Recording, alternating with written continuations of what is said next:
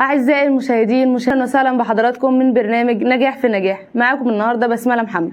النهارده أنا جاية بحلقة للصف الثالث الإعدادي. معاكم إن شاء الله النهارده الأستاذة آلاء ربيع مدرسة اللغة الإنجليزية. ابقوا معنا.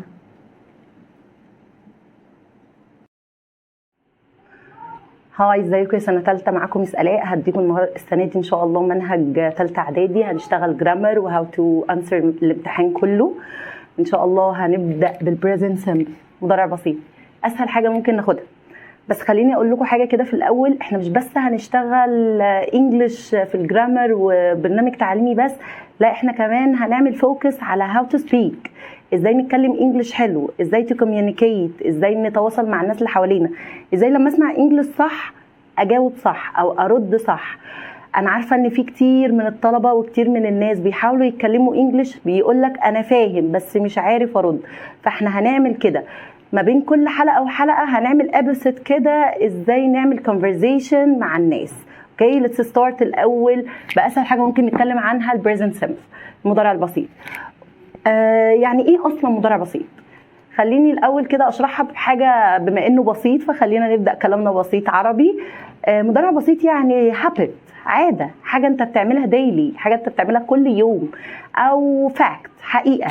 يعني ايه فاكت؟ يعني مثلا لما اقول لك الشمس بتشرق من الشرق، هل الحقيقه دي ممكن تتغير؟ اقول لك مثلا in the past the sun كانت بتشرق من الغرب، لا دي فاكت. اي فاكت او هابت بستخدم فيها البريزنت سمبل. الفورم بتاع البريزنت سمبل انا هديك اكزامبل وبعد كده هنبدا نشتغل مع بعض باقي الجمل. Let's start. The sun rises from the east. ولما اقول لك I play football every day. تعالوا نشوف كده الفورم بتاع الفيرب. رايس يشرق وبلاي يلعب. انا هنا حطيت في الفيرب بتاعي اس علشان الصن عندي يا سنه ثالثه سنجلر، مفرد. اي اسم مفرد بحط في الفيرب بتاعه اس او اي اس او اي اي اس. طب والبلورال ناون ومعاهم الاي بحط لهم الفيرب انتو انفينيتيف، فعل في المصدر، ما بشتغلش عليه في اي حاجه، عشان كده سميناه سمبل.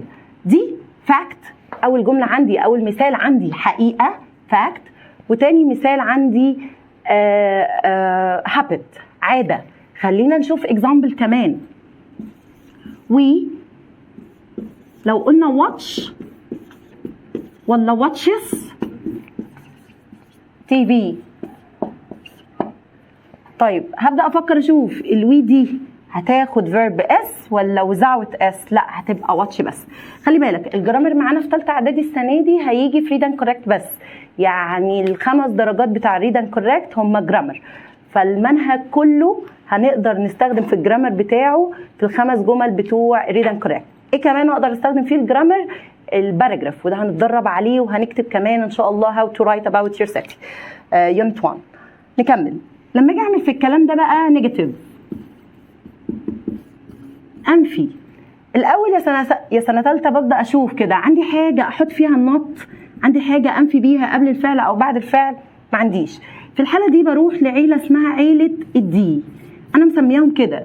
ليه مسمياهم كده؟ لان هم اكتر عيله مرنه، الدو والداز والدد، دول عيله الدي. ليه مسمياهم كده؟ زي ما بقول لك لما بلاقيش حاجه احط فيها نط، حاجه اعمل بيها سؤال، بروح استلف منهم. طيب في البريزنت بستخدم مين؟ قال لي بستخدم دو او داز. امتى احط الدو؟ قال لي لو الفعل عندك انفينيتيف، لو لقيت الفعل عندك مصدر. وانت حط الداز؟ قال لي لو لقيت الفيرب فيه اس. طب وانا بستلف الناس دول شرطوا عليا شرط ان الفعل بعدهم يجي انفينيتيف. الديد هنستخدمها ليتر ان شاء الله. لو جيت عملت نيجاتيف للسنتنس دي I play football every day، عايزه اعمل لها نيجاتيف، هبص للفيرب. الفيرب عندي انفينيتيف ساده، هبقى اقول I don't play وباقي السنتنس. طب لو كانت نفس السنتنس وكانت she plays tennis every week، عايزه اعمل لها نيجاتيف، ببص للفعل، عندي حاجة احط فيها النيجاتيف؟ ما عنديش، يبقى هستخدم doesn't. ليش معنى الداز؟ قال لي علشان الداز بتيجي مع الفعل اللي فيه اس. هقول she doesn't play ولا plays؟ الطبيعي ان الشي تاخد بلايز، قال لي لا، طالما عندي داز يبقى الفعل انتو انفينيتيف، الفعل معايا في المصدر. طب نكمل. لما اجي اقول لك كده في الديالوج، خلي بالك كل الجرامر هيبدا تلاقيه ديالوج، بعد كده كوريكت، وبعد كده هتلاقيه في الباراجراف. yes she comes early. بيجي في الدايلوج ويجيب لي كده سبيس ويقول لي جاوب على السؤال ده. yes she comes early، ايوه هي جت بدري. عايزه اعمل عليها سؤال، ببدا ادور على حاجه اطلعها يبقى معناها هل. ساعتها برضو هستلف من عيله الدي، عيله نينجا دي. هبدا بمين؟ هبدا بداز. داز مين؟ she، وكمز هطلعها تبقى come بس. ليه؟ قال لي عشان الداز عايزه الفعل انتو انفينيتيف. لما يجيب لي في نفس الدايلوج نقط كده وبعدين يسألني ويجاوبني ويقول لي we buy a new car، احنا اشترينا عربية جديدة. عايز اعمل عليها سؤال، هسأل بوات، واي اداة استفهام يا سنة تالتة محتاجة helping verb، فعل مساعد. عندي am is are was were do، اي حاجة من اللي احنا عارفينها لا، ساعتها برضو هنروح لعيلة الدي. what do والوي تطلع يبقى اسمها you buy. what do you buy؟ قال لي we buy a new car. كده البريزنت سيمبل في ابسط صوره. طيب الكيوردز بقى، الكيوردز دي اهم بارت عندي. ليه؟ لان الكيورد دي هي اللي بتعرفني انا هستخدم اي زمن في الجمل دي، او هتعرفني كمان مكانها فين. يعني اول ما هشوف الورد، اول ما هشوف كلمه مثلا زي always او sometimes او usually، على طول انا هركز ان انا ادور على الفيرب في اس او infinitive. خلينا نشوف كده هما keywords: always، usually، sometimes، ومعايا often، whenever، wherever، وكلمة every. always دايما، usually عادة، ever من قبل ودي مكانها في السؤال فقط، whenever equal not يعني بتيجي هي او not. هنشوف examples على الكلام ده. sometimes احيانا، وoften، وفي ناس بتنطقها often والاتنين صح، بس واحده بريتش واحده امريكان. وevery كله بتيجي at the end of the sentence في نهايه الجمله. خلينا نشوف مثال.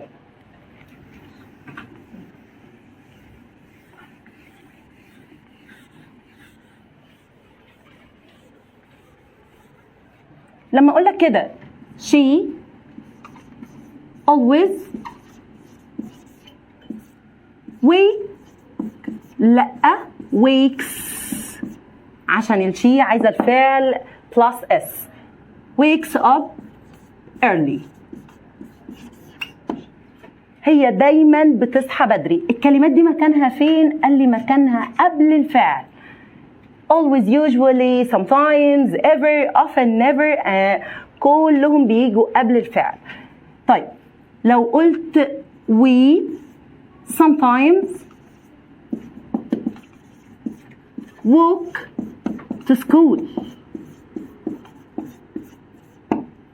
we sometimes walk، الكلمات دي مكانها قبل الفعل، قبل اي فعل ما عدا الام والايز والار، بيجوا بعد الام والايز والار. يعني لو حطينا نفس الجمله دي وقلت she is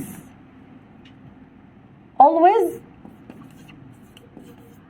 early، it's the same، دي معناها زي دي بالظبط. بس الفرق ايه؟ ان انا لما بيكون عندي verb to be am is are، الكلمات دي بيجوا بعد الverb to be، انما هو مكانهم في اي جمله قبل اي فعل ما عدا الverb to be، بيجوا بعد الverb to be. الكلام ده بيجي لي في الكوريكت وبيجي لي بشكل كده. لما يقول لي كده she usually do her homework، ده سؤال كوريكت يا سنه ثالثه. she usually do her homework. ايه الكوركشن اللي المفروض اعمله؟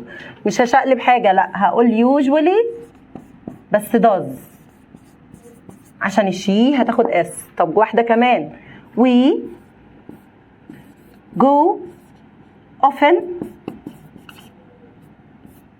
to the park وكوركت. هي الكلمات دي مكانها قبل الفعل تبقى often go. هنقف لحد هنا وبعدين هنعمل كده ميني اكسرسايز مع بعض. see you later.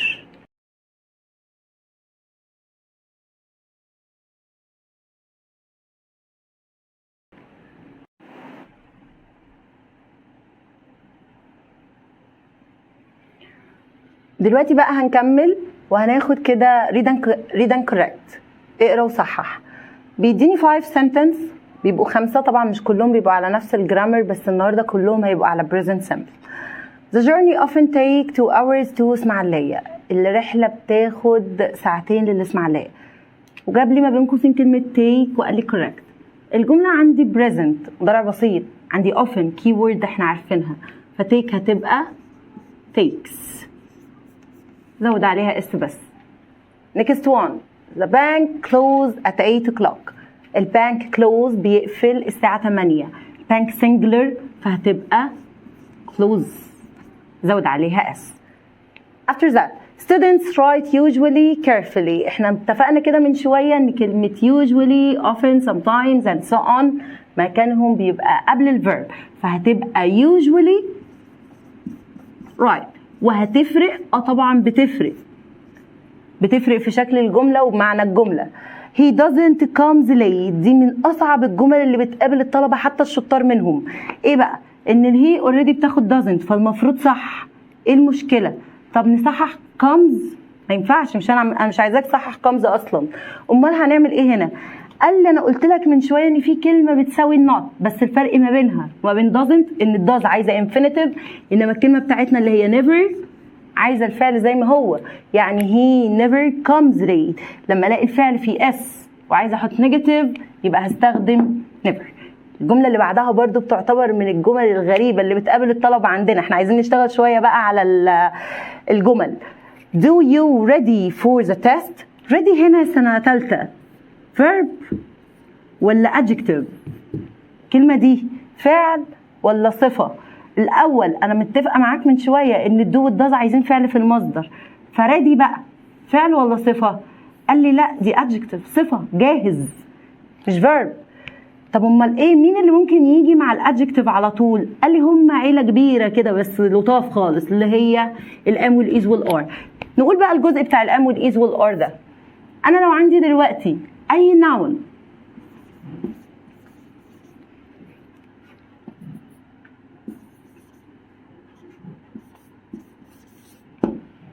وفي اللي تشوز اديتك